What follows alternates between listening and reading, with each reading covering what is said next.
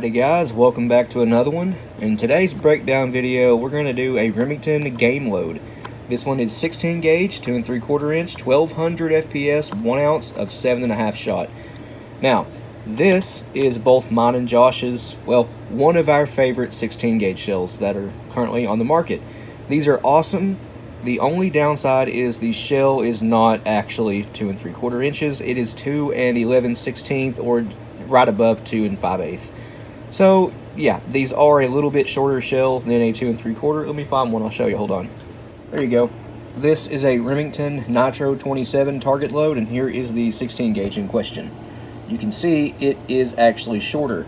When you fire these, the difference is even more noticeable. These are quite a bit shorter than a full 2 3/4 inch haul. I don't even think these are a full 2 3/4.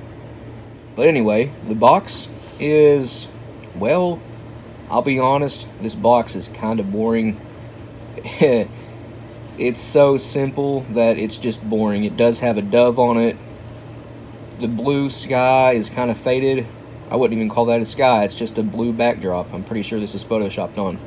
But Remington game load, 25 plastic shells, some warnings right there. The specs are on the top, again, kind of boring. It's just a weird, I don't know, tan color and green. The yellow and green look better, but that is reserved for Remington's higher dollar shell, the Express Long Range.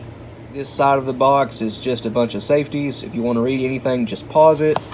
The back of the box is the same as the front, except for upside down for some reason. I don't know. The other side of the box is more warnings and some info about Remington's company, all that stuff. And the bottom of the box is, well, it's nothing.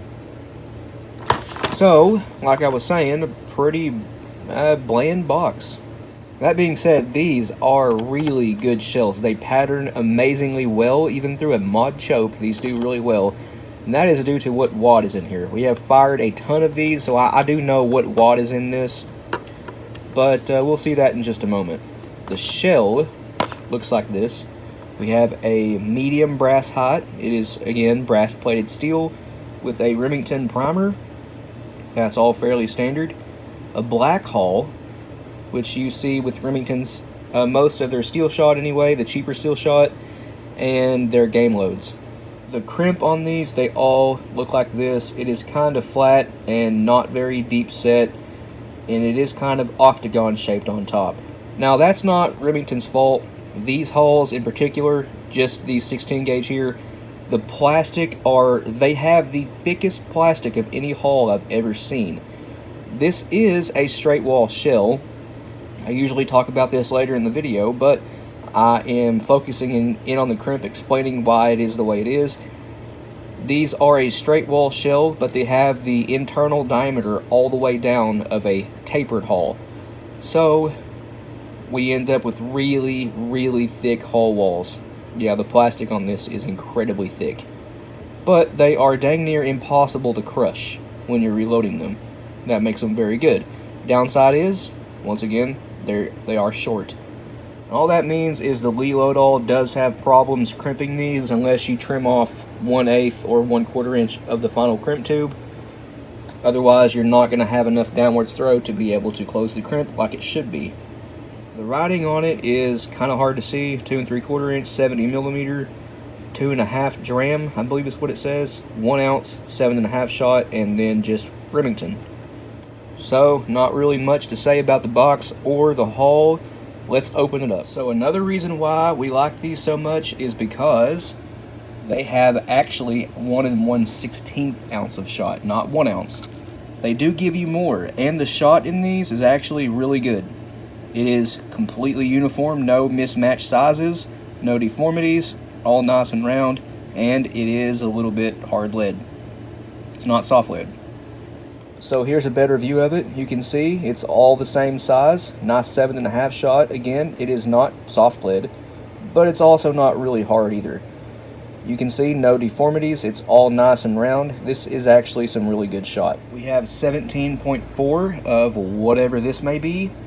It is another black flake powder that we commonly see in a lot of target shells. And here's our wad. This, I believe, is the Remington RP16. If I'm wrong, correct me, but it's not the SP16. The SP16 does not have these little circular holes above the crush section. It is a deeper shot cup too, I believe. But this wad actually provides pretty decent patterns. It does have ribs on the pedals, and it has a really nice blue color. But it's not a straight wall wad. And here's what that looks like. You can see we have a flat base wad. It is not a one-piece hull, and it's not a high base wad. Well, actually, a little bit. But, yeah, straight wall shell. But, once again, incredibly thick plastic. Like, I can't squeeze this. A little bit, there you go. But you can see my thumb is changing colors. I have to squeeze it so hard. That is one sturdy hull. And when I said 2 11/16 inches, well, I was remembering wrong. This is actually a 2.6 inch hull.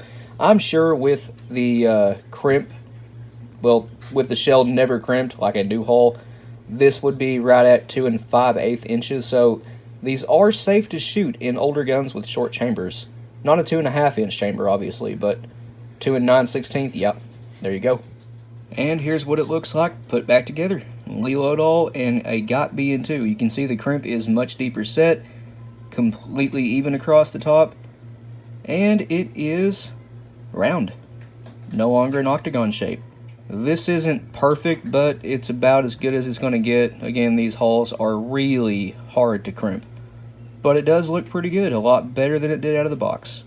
And once again, the difference between a regular 2 3/4 inch and one of these. You can see it's a lot shorter. But guys, there is Remington's 16 gauge game load, 2 3/4 inch, 1200 FPS, 1 ounce of 7.5 shot. Like I was saying, we like these quite a lot. We have a bunch of them, and we shot a bunch of them. But that's going to end this one here. Thanks for watching, and we'll see you in the next one.